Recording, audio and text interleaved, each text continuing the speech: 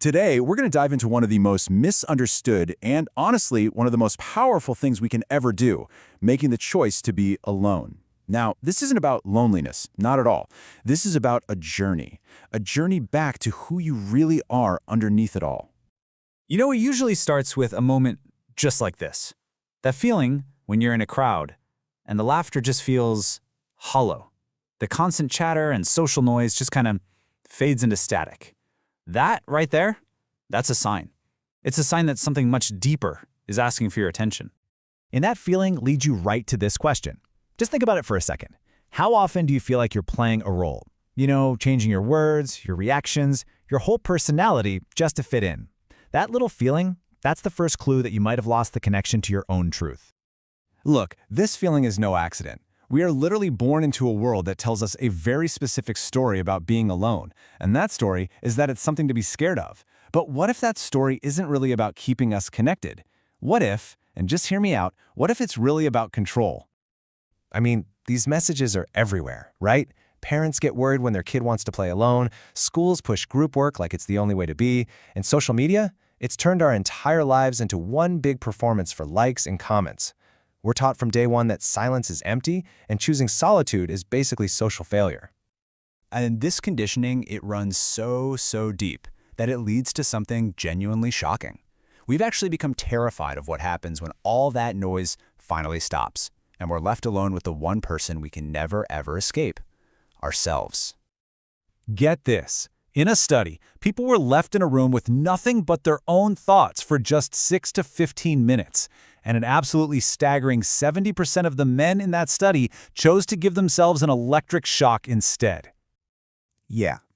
Let that sink in for a minute.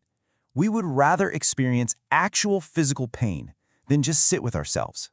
What that tells us is profound. Our fear of our own inner world is so deep, we will literally seek out pain just to distract ourselves from it. We're so used to the performance that meeting our real, unedited self feels terrifying. And this is exactly why society is so afraid of solitude. The systems we live in, culture, government, even family structures, they all work better when we're predictable, when we're hungry for approval. So, a person who finds their validation from within, who isn't afraid of silence, well, that person can't be easily controlled. They become dangerous to the way things are. Okay, so what happens when you decide, you know what? I'm going to step away from all that noise. The very first thing you run into is this powerful internal backlash. It's a feeling of guilt. And that guilt, it acts like a kind of psychological barbed wire designed to keep you right there, inside the herd. It is so crucial to see this feeling for what it is. That guilt is not a sign that you're being selfish or doing something wrong. It's a withdrawal symptom. Your brain or entire system is detoxing from a lifelong addiction to getting approval from others. Feeling that guilt, that's actually a sign you're making progress. You know, the philosopher Nietzsche, he totally understood this. He knew that getting past this social conditioning was everything. He saw solitude not as a weakness, but as a requirement for greatness. It's the space where you can finally hear yourself think and become who you're meant to be. This feeling of guilt, it's a really common thing. I mean, have you ever felt it? When you cancel plans or you just tell someone you need a night to yourself? I'd be really interested to read about your experience with this, so share your thoughts down in the comments. So, once you actually push through that guilt, what's waiting for you on the other side? Well, this is where the real magic happens. This is where the transformation begins. The moment the performance for everyone else finally ends, and you start to unlock the true power of your own solitude. So you're basically standing at a crossroads with two paths in front of you. There's the path of the herd. It offers comfort for sure, and that sweet, sweet drug of approval. But the price you pay is being controlled. Then there's the path of the self. Yeah, it's harder, it's more demanding, but it offers authenticity, real freedom, and the space to actually create your own life. And this transformation, it happens in stages. First, your perception gets sharper. You start seeing all the little social games you used to play with crystal clarity.